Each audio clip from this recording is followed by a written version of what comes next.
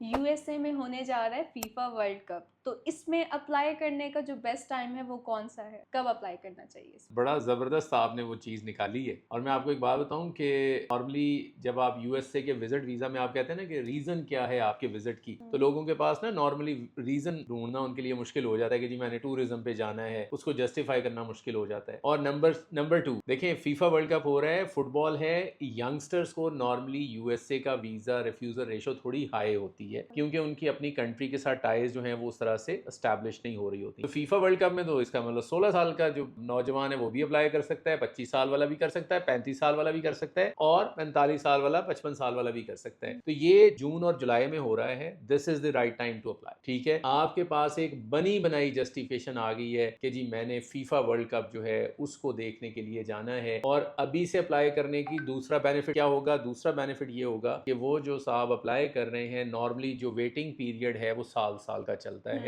तो एक तो हो सकता है कोई जल्दी की अपॉइंटमेंट मिल जाए जो नॉर्मल वे में मिल जाए, और अर्ली अपॉइंटमेंट के लिए जो एक्स्ट्रा पे करना पड़ता है वो शायद पे ना करना पड़े। एक तो वीजास बहुत मिलेंगे, ठीक है, फीफा वर्ल्ड कप की वजह से। तो ये टाइम है उन लोगों के लिए जो यंग हैं, सिंगल हैं, या जो कपल्स हैं, या वो लोग जो जिनके पास प्रॉपर कोई जस्टिफिकेशन इससे पहले नहीं थी, अब वो जस्टिफिकेशन उनके पास आ गई है। But keep one thing in mind कि इसका टिकट लेना चाहिए, सो दैट जब आप इंटरव्यू के लिए जाते हैं और वीजा ऑफिसर ये कहता है कि भाई आप जो है मुझे टिकट जो है आपने दिखा दें, तो आप टिकट दिखा सकें। आप ये ना कहें कि मैंने टिकट बाय करना है। ऑल दो ये चीज़ भी डिफेंडेबल है कि मैंने टिकट बाय करना है। मुझे आप वीज़ा देंगे तो मैं टिकट खरीदूंगा, अगर आप मैं टिकट बाय कर लूँ और आप मुझे वीज़ा ना दें तो फिर क्या होगा?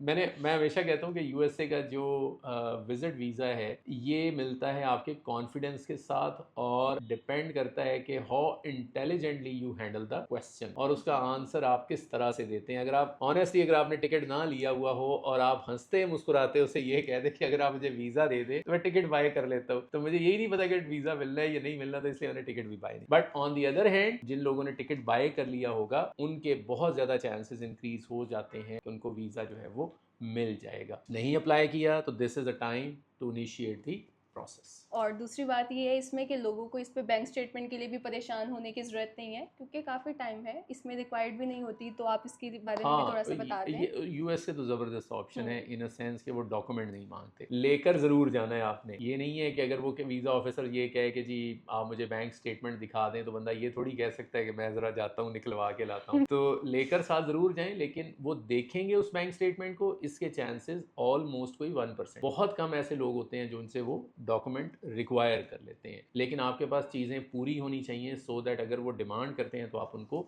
दे सकें।